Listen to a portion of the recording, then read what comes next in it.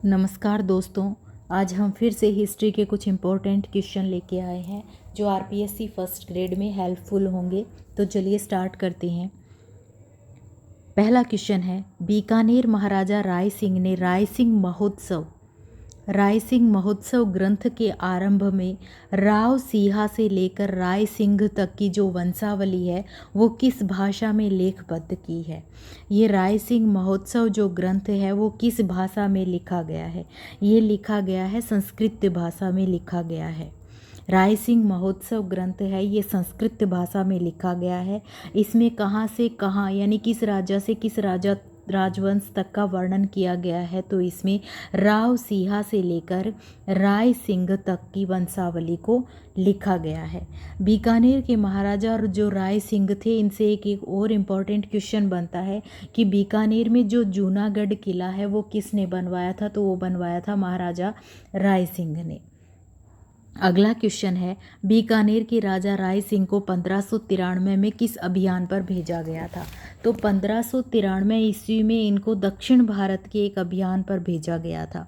दक्षिण भारत में बुरहान उल मुल्क नाम का जो था वो अकबर के खिलाफ विद्रोह कर रहा था। बार बार अकबर के खिलाफ विद्रोह करने जो अकबर के खिलाफ विद्रोह हुआ था उसको दबाने के लिए अकबर का जो पुत्र था दानियाल उसके नेतृत्व में एक टीम भेजी थी और उस टीम में बीकानेर के राजा राय सिंह भी थे और बुरहान उल मुल्क और जो अकबर की जो टीम थी जिसका दानियाल नेतृत्व कर रहे थे, इन दोनों का जो युद्ध हुआ था वो थट्टा नामक स्थान पर हुआ था। दक्षिण भारत में थट्टा नामक जगह है, वहाँ पर ये युद्ध हुआ था और इसमें बीकानेर के राजा राय सिंह भी शामिल थे। अगला प्रश्न है, राजस्थान के किस क्रांतिकारी को तिहाड़ जेल में रखा गया था। क्रांतिकारी को तिहाड़ जेल में रखा गया था। तो ये क्रांतिकारी थे गोपाल सिंह खरवा। इनको तिहाड़ जेल में रखा गया था। गोपाल सिंह खरवा थे, इनको तिहाड़ जेल में रखा गया था। 21 फरवरी 1915 को पूरे भारत में ये प्लान बनाया गया था जो क्रांतिकारी थे उनके द्वारा कि 21 फरवरी 1915 को सशस्त्र क्रांति करेंगे। लेकिन कहीं से इस बात की सूचना अंग्रेज़ों को मिल गई और गोपाल सिंह जो अजमेर में ये सशस्त्र क्रांति करने वाले थे। राजस्थान में दो जगह ब्यावर और अजमेर में, जहां अजमेर में गोपाल सिंह खरवा इसका नेतृत्व करने वाले थे और ब्यावर में दामोदर दास राठी जो थे वो इसका नेतृत्व करने वाले थे। लेकिन अंग्रेज़ों को इस बात का पता चल गया तो गोपाल सिंह को अजमेर से भागना पड़ा था और वो भागकर किशनगढ़ के पास सलेमाबाद में एक मंदिर में छुप गए थे। लेकिन किसी के द्वारा सूचना दिए जाने पर ये उस मंदिर से पकड़े गए थे और इनको तिहाड़ जेल में बंदी बनाया गया था। अगला प्रश्न है, एकी आंदोलन की शुरुआत 1921 ईस्वी में मोतीलाल तेजावत ने कहाँ से शुरू की थी। एकी आंदोलन था उसकी शुरुआत मोतीलाल तेजावत ने कहाँ से शुरू की थी।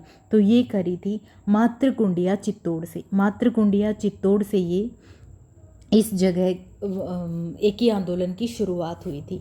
अब मोतीलाल तेजावत से जो भी इम्पोर्टेंट क्वेश्चन बनते हैं, बेसिकली ये ओसवाल बनिया परिवार से थे और इनका जन्म जो था वो कोल्यारी गांव में हुआ था। इनका जन्म कहाँ हुआ था? कोल्यारी गांव जो उदयपुर में है वहाँ पे हुआ था। तो उदयपुर के आसपास जो भी गांव थे उनमें भीलों की संख्या ज़्यादा थी। तो कोल्यारी में इनका जन्म हुआ तो वहाँ भीलों की स्थिति इन्होंने देखी थी। उसके बाद इनका जो कार्य क्षेत्र था, मोतीलाल तेजावत का जो कार्य क्षेत्र था वो था झाड़ोल गांव। तो झाड़ोल में भी इन्होंने भीलों की स्थिति देखी थी। इसके अलावा जो मादरी, मगरा और भोमट के भील थे उनको भी ये साथ लेकर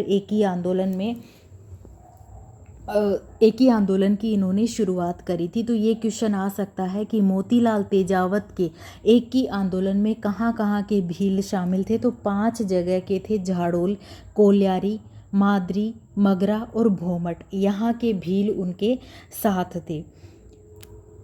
अब एकी आंदोलन से संबंधित क्वेश्चन आता है कि मेवाड़ पुकार क्या है। या मेवाड़ पुकार किस आंदोलन से संबंधित है? तो मेवाड़ पुकार एक ही आंदोलन से संबंधित है। अब ये मेवाड़ पुकार है क्या?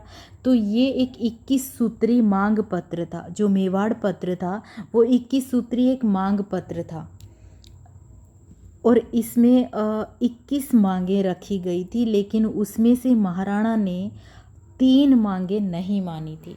क्वेश्चन आ सकता है मेवाड़ पुकार में कितनी मांगें रखी गई थी, कितनी महाराणा ने नहीं मानी थी? तो 3 मांगें थी। वो 3 मांगें कौन कौन सी थी? एक तो बैठ बैगार थी, एक वन संपदा और एक सुअर से संबंधित। ये 3 मांगें मानी नहीं गई थी। एक ही आंदोलन से और क्वेश्चन क्या बनता है?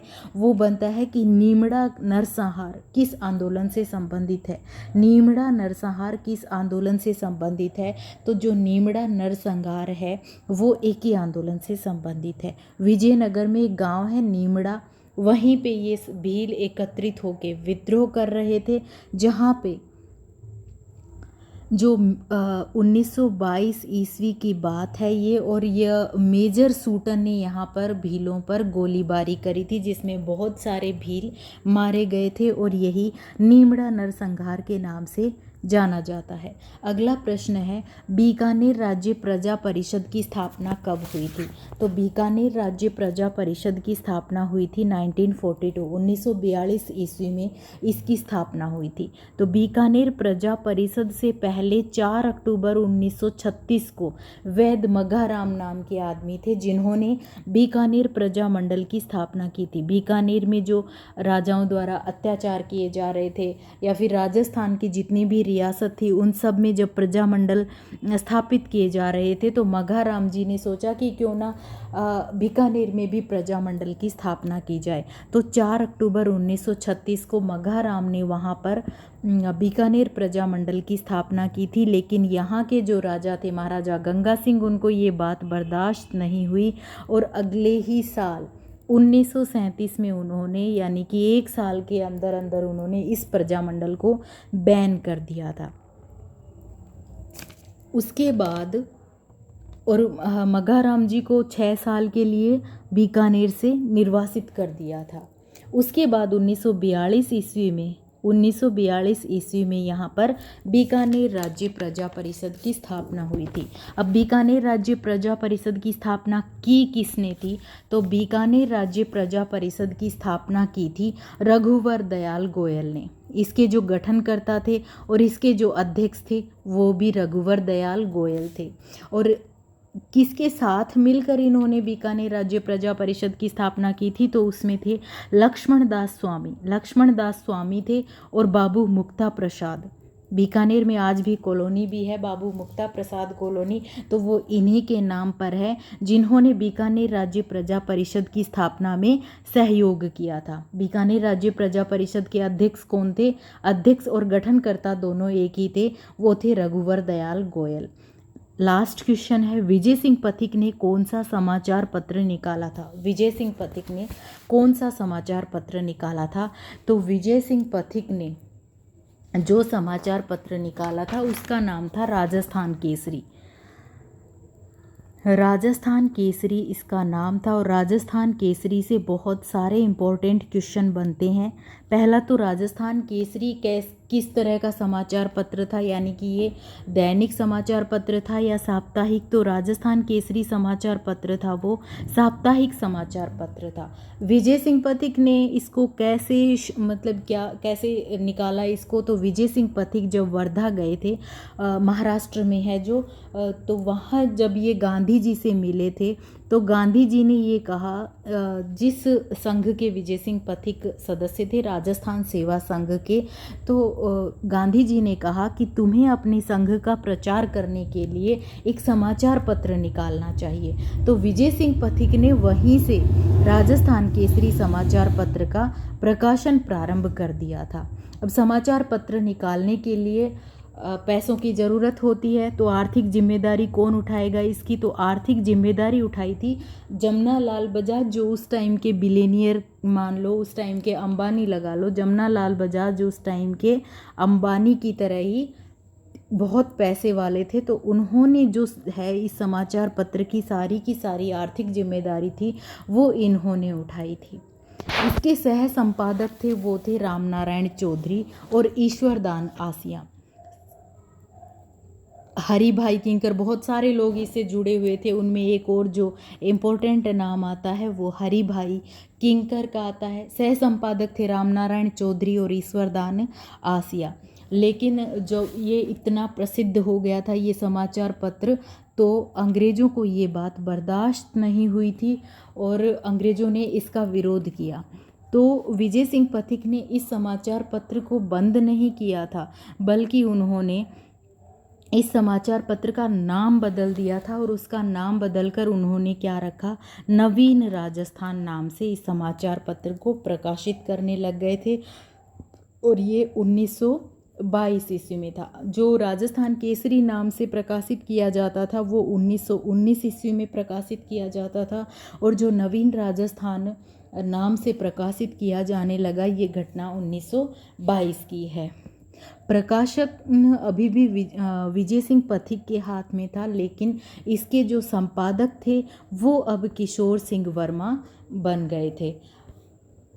इसके बाद अंग्रेज़ों को फिर ये बात बर्दाश्त नहीं हुई, उन्होंने फिर बंद किया। लेकिन अब की बार इसी समाचार पत्र को इन्होंने नवीन राजस्थान की जगह इसी का पर्यायवाची तरुण राजस्थान के नाम से 1923 ईस्वी में इसको तरुण राजस्थान के नाम से प्रकाशित किया। और अंत में इस समाचार पत्र का नाम बदलकर राजस्थान संदेश कर दिया गया था। अंत में इसका नाम राजस्थान संदेश कर दिया गया था। और राजस्थान केसरी से जो एक और इम्पोर्टेंट क्वेश्चन बनता है और बार बार एग्ज़ाम में पूछा गया है कि देशी राज्यों में प्रजा का जो मुखपत्र था, देशी राज्यों में प्रजा का जो मुखपत्र था वो कौन सा समाचार पत्र था। प्रजा का मुखपत्र ये राजस्थान केसरी था। देशी राज्यों में प्रजा का मुखपत्र, प्रजा शब्द पे ध्यान देना, प्रजा का जो मुखपत्र था वो था राजस्थान केसरी। तो ये थे हमारे आज के क्वेश्चन। मिलते हैं कल एक नई वीडियो के साथ। Thank you.